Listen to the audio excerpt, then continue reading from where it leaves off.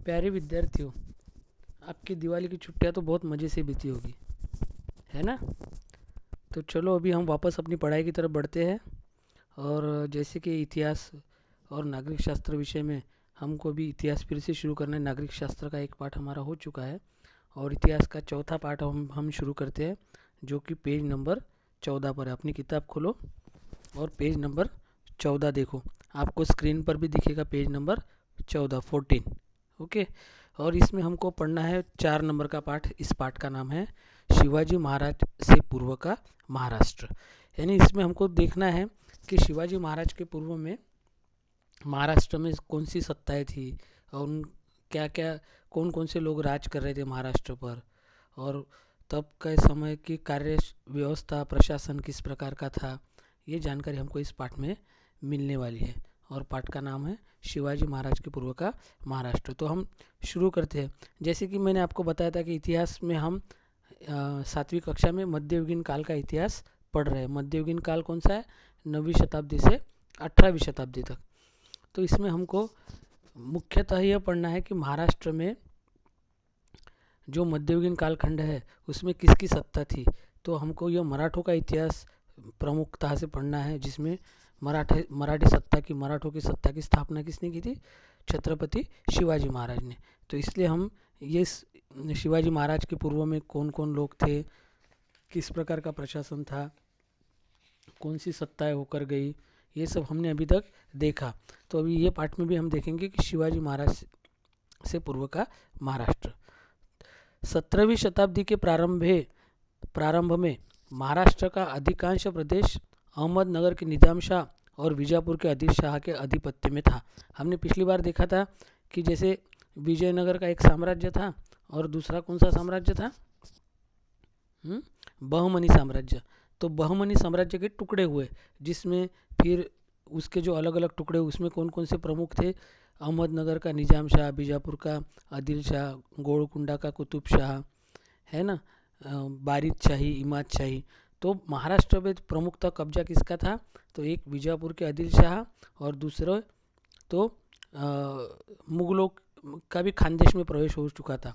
और निज़ाम शाह की जो राजधानी थी वो अहमदनगर, अभी जो नगर जिला है ना, उसके आजू बाजू में निज़ाम शाह की वहाँ पर राजधानी थी। और बीजापुर जो कि अभी कर्नाटक में है, वहाँ पर आदिल शाह की सत्ता थी उसके आजू बाजू के प्रदेश में। और खानदेश बोले तो ये जलगांव, भुसावल, ये जो प्रदेश है, यहाँ तक मुग़ल जो दिल्ली के मुग़ल है वो वहाँ तक अपनी सत्ता लेकर पहुँच चुके थे। सत्ता उन्होंने वहाँ तक बढ़ाई थी। उनका उद्देश्य क्या था? कि मुग़लों का दक्षिण में अपनी सत्ता का विस्तार करना। कोकण के तटों पर, और ये जो समुद्र का तट जो है महाराष्ट्र को इतना बड़ा, जिसको हम कोकण कहते हैं, कोकण के तटों पर अफ्रीका से आए हुए सिद्दी लोग, अफ्रीका से जो लोग भी भारत में आए उनको सिद्दी कहते थे। तो अफ्रीका से आए हुए सिद्दी लोगों ने अपनी बस्तियां बसाई थी। इसी कालखंड में उसी समय यूरोप से कुछ लोग आए थे। यूरोप खंड है ना, जैसे एशिया खंड को लगकर यूरोप खंड है। यूरोप खंड में प्रमुख देश है पुर्तगाल, फ्रांस, इंग्लैंड। तो पुर्तगाल, अंग्रेज, फ्रांसीसी और डच आदि विदेशी सत्ताओं के बीच समुद्री प्रतिद्वंदिता और पारस्परिक संघर्ष प्रखर होता जा रहा था। उनके आपस में संघर्ष था। उनके बीच व्यापार के लिए बाजार पर अपना नियंत्रण पाने के लिए होड़ मची थी। जैसे व्यापार करने के लिए बाजार पर किसका कब्जा रहेगा, क्योंकि उनके देश में कई प्रकार के नए नए कारखानों में अनेक प्रकार के साहित्य बनते थे। तो वो बेचने के लिए उनको बाजार चाहिए था। बाजार यानी उस जगह का बाजार अगर अपने कब्जे में हो तो वो देश आगे बढ़ता है। तो उसी प्रकार उस बाजार के लिए उसमें होड़ थी यानी स्पर्धा थी। और पश्चिमी तट पर गोवा, पश्चिम जैसे महाराष्ट्र का जो पश्चिम तट है कोकण के बाद में, वहाँ पर गोवा और वसई में पुर्तगालियों ने पहले से ही अपना राज्य प्रस्थापित किया था। तो अंग्रेजों, डचों और फ्रांसीसियों ने व्यापारिक कंपनियों के माध्यम से गोदाम के रूप में चंचू प्रवेश किया था। उन्होंने पहले क्या किया?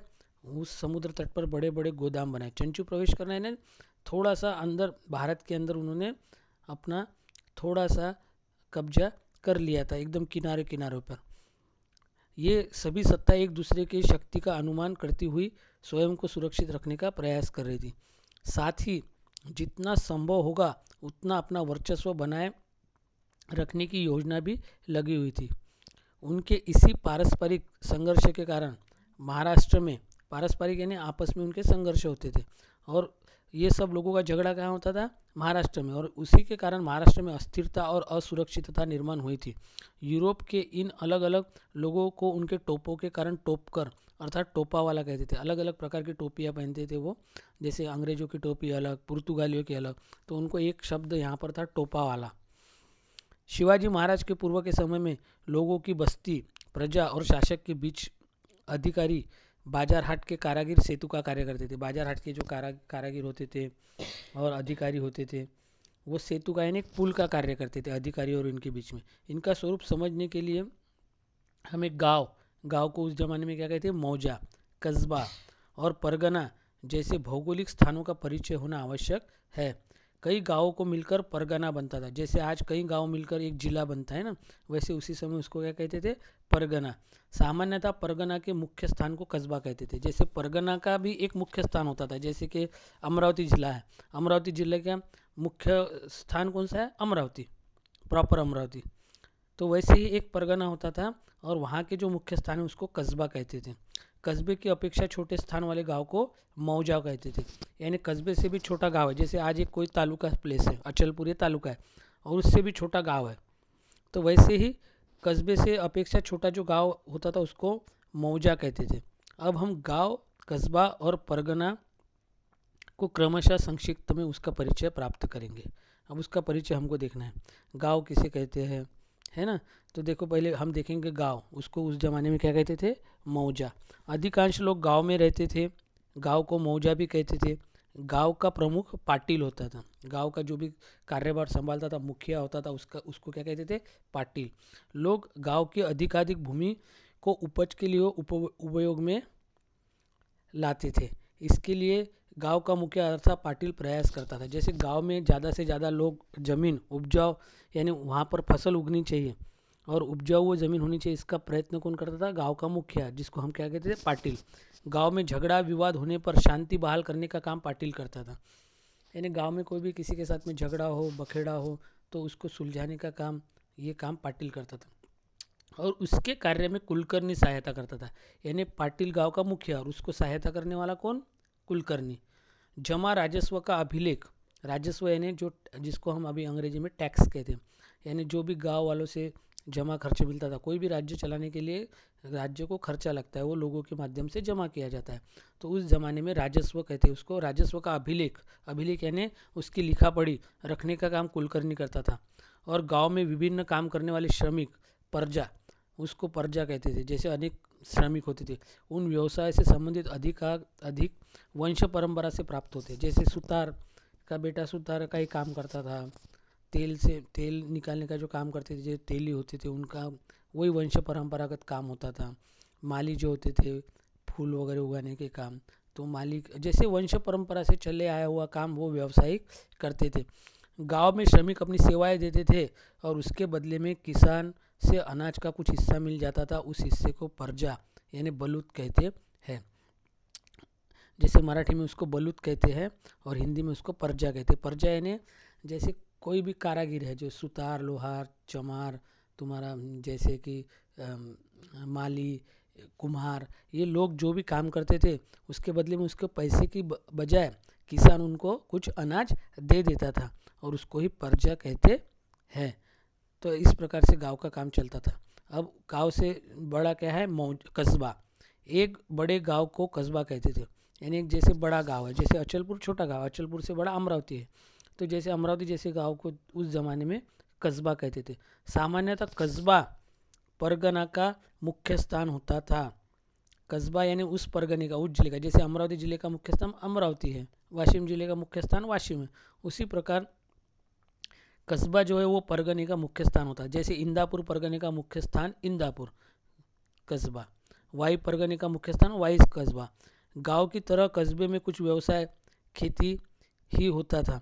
वहाँ बढ़ई, लुहार आदि कुशल श्रमिक कारागिर भी होते थे।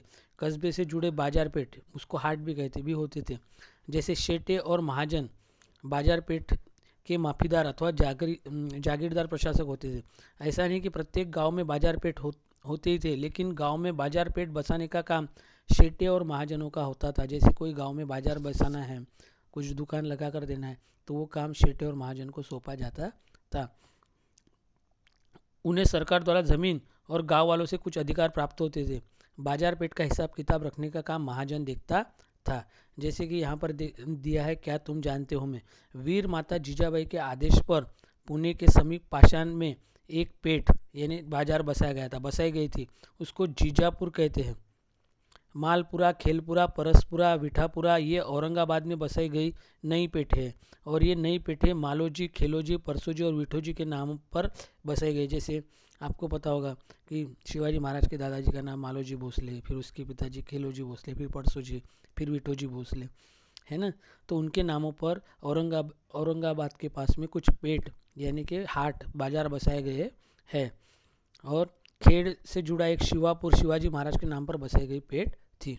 एक शिवापुर नाम की बाजार यानी पेट वहाँ पर बसाई गई थी। तो आपको यहाँ तक पढ़ना है, पेज नंबर 14 तक, ठीक है।